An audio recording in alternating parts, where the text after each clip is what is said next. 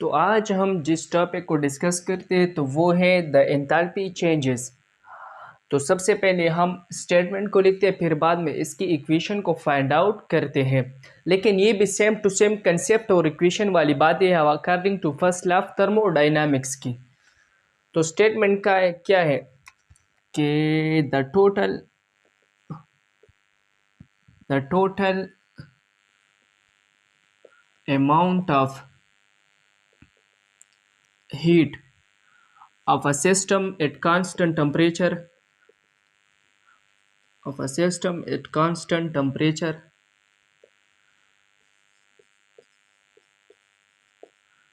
is equal to the change in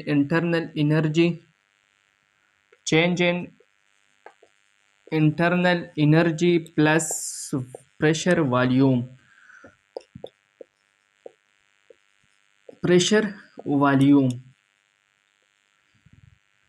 अच्छा, statement क्या है?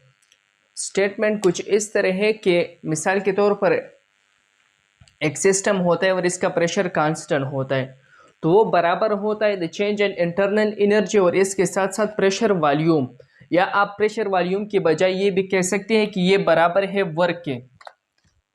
प्रेशर वॉल्यूम तो ये तो बराबर है वर्क के, तो मतलब इस तरह भी आप लोग कह सकते हैं कि the total amount of heat of a system at constant pressure is equal to change in internal energy और वॉल्यूम के बराबर होते, तो इसको हम कहते हैं द चेंज इन एंथैल्पी। अच्छा, चेंज इन एंथैल्पी की इक्वेशन क्या है? जिस तरह डिफिनीशन में आप लोग कह सकते हैं कि H is equal to E plus P V. अच्छा, ये बात नोट कर लिए कि ये इंटरनल एनर्जी, प्रेशर, वॉल्यूम, ये तो स्टेट फंक्शन है ना, स्टेट फंक्शन। तो स्टेट फंक्शन डिपेंड करता है इनिशियल और फाइनल कंडीशन में। तो ये तीनों तो डिपेंड करता है इनिशियल और फाइनल कंडीशन में, तो ऑटोमेटिकली चेंज इन एंथैल्पी भी इसके बराबर है ना, तो ये भी स्टेट फंक्शन में आ गया। तो ये क्या बन गया? डेल्टा एच बन गया। और डेल्टा एच जब इनिशियल और फाइनल कंडीशन की बात आ जाए तो H2 माइनस H1। तो इसी तरह E2 is equal to E1 P1 PV1 और PV2। यहाँ तक तो बात क्लियर हो गई ना। तो अब फर्दर बात करते हैं। तो E2 माइनस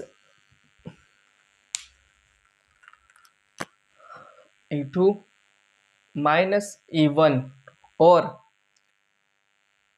वॉल्यूम की बात है V2 माइनस V1 की बात, और प्रेशर तो कांस्टेंट है ना, P is equal to constant.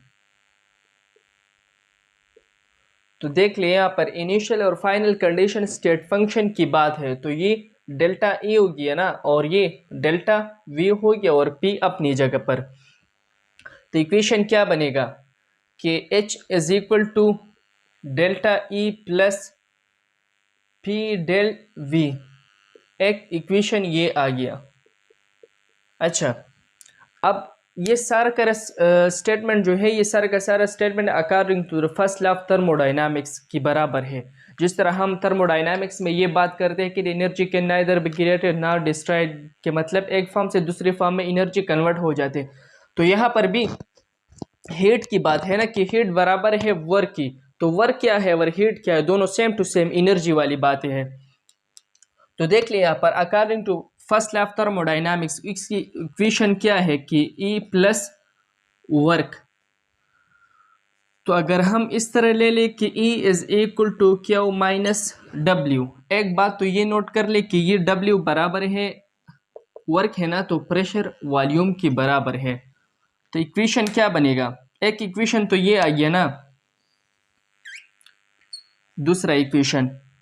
तो अब ये दूसरा इक्वेशन जो है फर्स्ट वाली इक्वेशन में पुट कर ले तो क्या आ जाएगा आ जाएगा कि H is equal to delta E. तो डेल्टा ई की बजाय ये इक्वेशन जो है ये पुट कर ले, तो Q माइनस डब्ल्यू है ना, तो W किस चीज़ के बराबर है, P डेल V के बराबर है ना, तो हम लिखेंगे P डेल V और ये प्लस P डेल V जो है ये अपनी ही जगह पर पुट कर लेंगे। तो H is equal to Q minus P W V, P delta V और प्लस P डेल्टा V। तो माइनस और प्लस एक दूसरे को क्या करते हैं, कैंसल करते हैं। तो इक्वेशन क्या बनेगा कि H is equal to Q। तो ये आ गया हमारे पास फाइनल इक्वेशन। तो फाइनल इक्वेशन का स्टेटमेंट क्या होगा कि जितनी अमाउंट ऑफ हीट हम देते हैं एक सिस्टम को, तो उतनी ही अमाउंट में चेंज इन एंथैल्पी जो है वो क्रिएट हो जाते हैं। मतलब या एक सिस्टम में जितनी ही अमाउंट में चेंज इन एंथैल्पी आ जाते हैं ना, तो इतनी ही अमाउंट में हीट जो है या रिलीज हो जाएगा या एब्जॉर्ब हो जाएगा। तो ये है अकॉर्डिंग टू दिस इक्वेशन के H is equal to Q। At constant pressure भी आप लोग इसके साथ ऐड कर सकते हैं P। अच्छा, अब बात है कि स्टैंडर्ड एंथैल्पी चेंजेस क्या है, और फिर इसके बाद enthalpy changes formation, combustion, neutralization और बॉन्ड डिसोसिएशन, ये बेसिक टर्म डिस्कस करेंगे एंथैल्पी में, और आखिर तक हम जाएंगे कैलोरीमेट्री तक।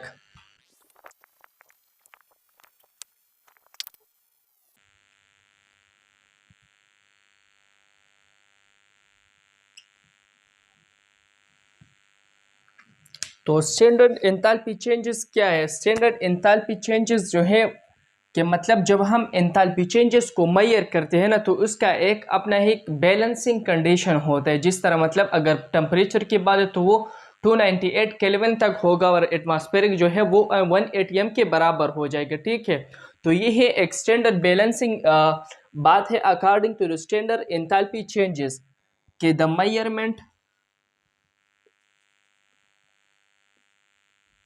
Measurement of change in enthalpy या डेल्टा H भी आप लोग कह सकते हैं at room temperature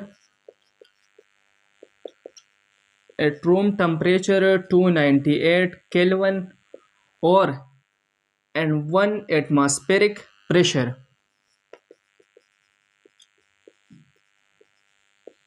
1 atmospheric pressure के स्टैंडर्ड एंथैल्पी चेंजेस जो है वो हम मेजर करते हैं ना 298 केल्विन प्लस 1 एटमॉस्फेरिक प्रेशर पर। अब एंथैल्पी स्टैंडर्ड एंथैल्पी चेंजेस की डिफिनीशन तो ये हो गई या स्टेटमेंट तो ये होगा। अब फार्मेशन की बात है कि स्टैंडर्ड एंथैल्पी या change in enthalpy of formation क्या होता है कि मतलब जब हम 1 मोल ऑफ कंपाउंड बनाते हैं ना, फार्मेशन करते हैं उसके 298 केल्विन और 1 एटमॉस्फेरिक प्रेशर पर, तो उस वक्त चेंज इन एंथैल्पी क्या होते हैं। Change in enthalpy formation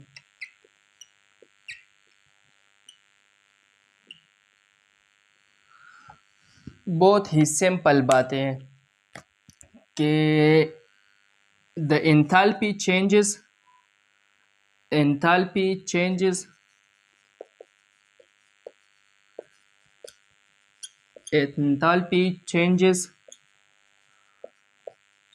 when one mole of a compound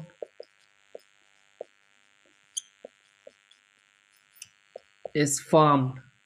जब एक मोल ऑफ कंपाउंड के फॉर्मेशन होते हैं ना at 298 kelvin plus 1 atmospheric pressure पर, तो उस वक्त चेंज इन एंथैल्पी क्या होते हैं। ठीक है, तो मिसाल हम क्या लेते हैं, मिसाल के तौर पर जब हम एक्सोथर्मिक प्रोसेस करते हैं C+O2 कार्बन डाइऑक्साइड के फॉर्मेशन करते, तो इस वक्त चेंज इन एंथैल्पी होते हैं -393 किलो जूल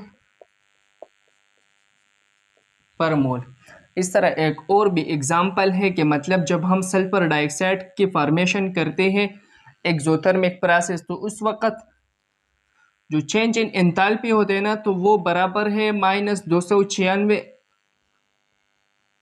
किलो जूल पर मोल। अच्छा, अब दूसरा है कि change in enthalpy of combustion, change in enthalpy of, दीवाना हुआ मस्ताना हुआ, change in enthalpy of combustion के हीट प्रोड्यूस हो जाते हैं जब 1 मोल ऑफ सब्सटेंस जो है इसकी कंबस्टन जब हम करते हैं 298 केल्विन और 1 एटमॉस्फेरिक प्रेशर पर, तो इसको हम कहते हैं change in enthalpy of combustion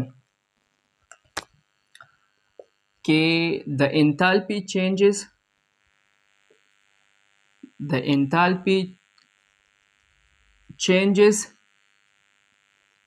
when the heat, इस तरह भी आप लोग कह सकते हैं, यहाँ से भी आप लोग डिफिनेशन बना सकते हैं, when the heat is produce, when 1 mole of a compound, जब 1 मोल ऑफ अ कंपाउंड की कंबस्टन जब हम करते हैं, कंबस्ट, तो इसको हम कहते हैं change in enthalpy of combustion. और स्टैंडर्ड क्या होता है, स्टैंडर्ड वही same to same 298 kelvin plus 1 atmospheric pressure होता है।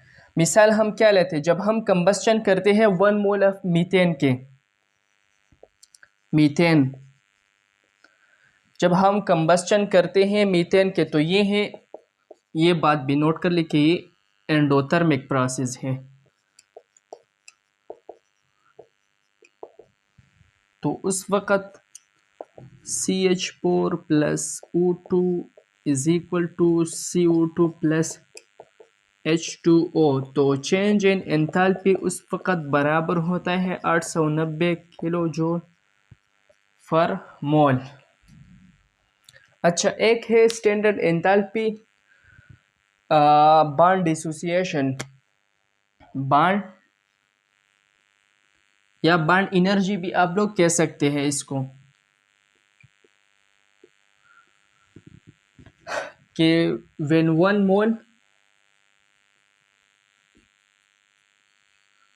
mole of a compound are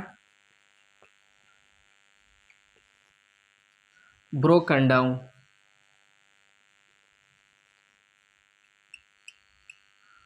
and to become neutral, जब 1 मोल ऑफ अ कंपाउंड जो है वो इसके ब्रेकडाउन हो जाए और न्यूट्रल आयन को प्रोड्यूस करे, तो इसको हम कहते हैं बॉन्ड एनर्जी। मिसाल हम क्या लेते हैं, उस वक्त चेंज इन एंथैल्पी क्या होते हैं, मिसाल के तौर पर हाइड्रोजन मॉलिक्यूल जब इसके बॉन्ड डिसोसिएशन होते हैं तो 436 किलो जूल पर मोल एनर्जी जो है वो इन्वॉल्व करते हैं। अच्छा, इस तरह ऑक्सीजन मॉलिक्यूल, तो उसकी एनर्जी होते है 499 किलो जूल पर मोल।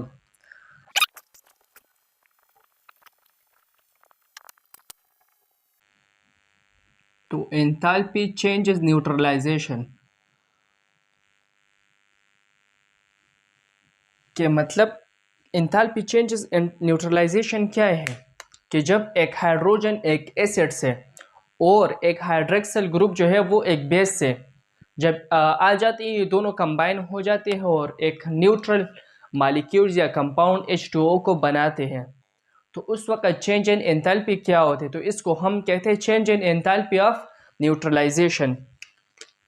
कंसेप्ट तो बहुत ही सिंपल है कि मतलब एक हाइड्रोजन, तो हाइड्रोजन किसके साथ होता है, एसिड के साथ होते हैं ना, और बेस की तरफ से क्या होते हैं, हाइड्रोक्सिल ग्रुप होते हैं ना, जब ये दोनों कंबाइन हो जाते हैं H2O को बनाते हैं, न्यूट्रलाइजेशन वाली प्रोसेस को करते हैं, तो इसको हम कहते हैं change in enthalpy of neutralization. When 1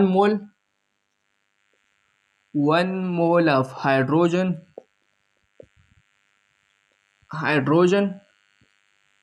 तो हाइड्रोजन कहाँ से आते हैं, from an acid,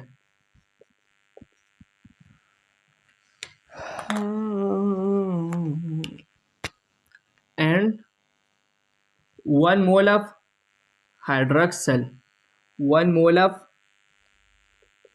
hydroxyl from a base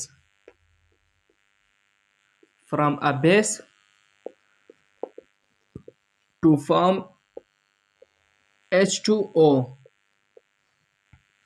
तो H2O क्या है, न्यूट्रल है कि नहीं? तो इसको हम कहते हैं the enthalpy changes of neutralization. तो मिसाल हम क्या लेते हैं, बहुत ही सिंपल बात है। मिसाल ये स्टेटमेंट भी आप लोग दे सकते हैं कि मतलब हाइड्रोजन, तो हाइड्रोजन एक एसिड से हम लेते हैं HCl, और H2O की बात है ना, तो H2O के लिए हम बेस लिखते हैं सोडियम हाइड्रोक्साइड। तो जब इसकी डिसोसिएशन हो जाती है तो ये H2O, H और OH, तो ये हाइड्रोजन है और ये हाइड्रोक्सिल ग्रुप है। तो यहाँ पर H2O न्यूट्रल बन गया कि नहीं, और फिर उसके साथ सोडियम क्लोराइड भी बन गया। तो उस वक्त चेंज इन एंथैल्पी होता है 57 किलोजूल पर मोल। तो ये था about the change in enthalpy of neutralization. अब एंथैल्पी चेंज इन एंथैल्पी हम किस तरह मेजर करते हैं, तो इसको कहते हैं about the science, the term of science. जब आप लोग ये स्टडी करते तो इसको कहते हैं क्या चीज़, कैलोरीमेट्री। तो यहाँ पर हम at the end of this lecture हम डायरेक्ट कैलोरीमेट्री तक हम पहुँच जाएंगे, फिर उसके बाद इनडायरेक्ट कैलोरीमेट्रिक जो है वो हम नेक्स्ट लेक्चर में पढ़ेंगे। तो measurement of change in enthalpy या एंथैल्पी की जो चेंजेस जो हम मालूम करते हैं, तो इसको कहते हैं कैलोरीमेट्री। तो कैलोरीमेट्री एक अलग ब्रांच है साइंस का। तो हम लिखेंगे कि the branch of science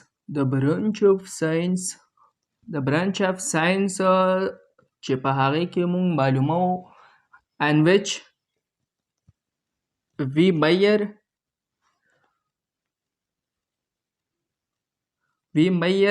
the heat, जिसमें हम हीट को फाइंड आउट करते हैं from the change in temperature changes की वजह से हम हीट को फाइंड आउट करते हैं या कैलकुलेट कर सकते हैं। इसका कैलोरीमेट्री। अच्छा, कि हीट को फाइंड आउट या कैलकुलेशन के लिए हम किस ब्रांच को स्टडी करते हैं, इसको कहते हैं कैलोरीमेट्री। अब चेंज इन एंथैल्पी को फाइंड आउट करने के लिए दो मेथड होते हैं। जब एक रिएक्शन न्यूट्रलाइजेशन वाला हो, मतलब इसमें साइड वाला रिएक्शन न हो, तो वो हम फाइंड आउट करते हैं डायरेक्ट कैलोरीमेट्री वाली मेथड में। और जिसमें एक रिएक्शन में एक केमिकल रिएक्शन में साइड वाला रिएक्शन होना, तो मतलब बैलेंसिंग वाली ना हो और ना न्यूट्रलाइजेशन वाली, तो वो हम फाइंड आउट करते हैं इनडायरेक्ट कैलोरीमेट्री। तो वो होता है हेसला और बारन हेबर साइकिल, तो वो हम बाद में पढ़ेंगे। तो यहाँ पर हम स्टार्ट लेते हैं। तो डायरेक्ट कैलोरीमेट्री हम उस वक्त यूज़ करते हैं ये मेथड जब न्यूट्रलाइजेशन वाला रिएक्शन हो। न्यूट्रलाइजेशन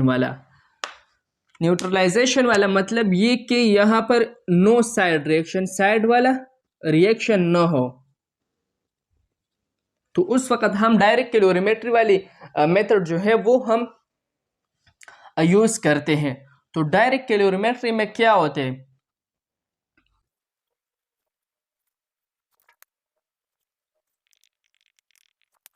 मिसाल के तौर पर ये हमारे पास एक कंटेनर है और कंटेनर में ये स्टेरर है और स्टेरर के साथ साथ ये थर्मोमीटर भी है,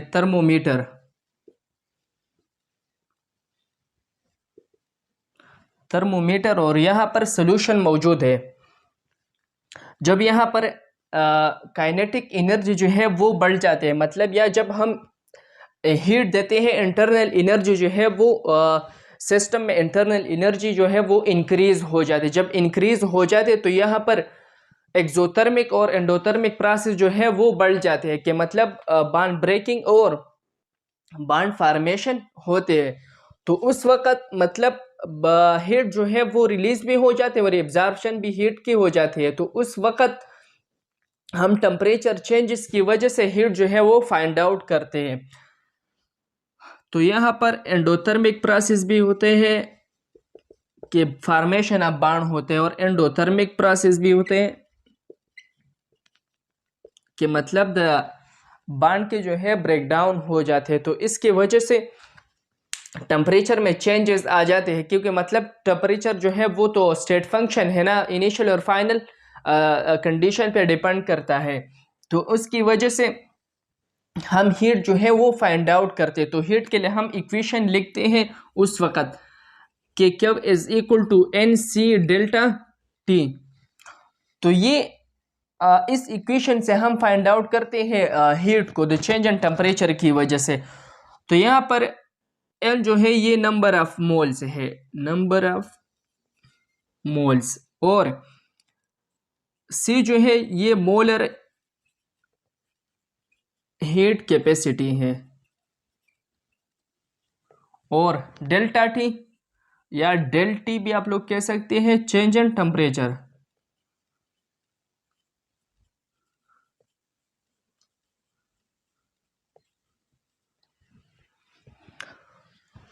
तो ये था हमारे पास अबाउट द एंथैल्पी चेंजेस और इसकी कुछ बेसिक टर्म्स। मतलब हमने 4 बेसिक टर्म्स और इसके बाद इसके मेजरमेंट, डायरेक्ट कैलोरीमेट्री जो हमने डिस्कस किया। अब जो कुछ रह गया वो बाद में एक्सप्लेन करेंगे इंशाल्लाह।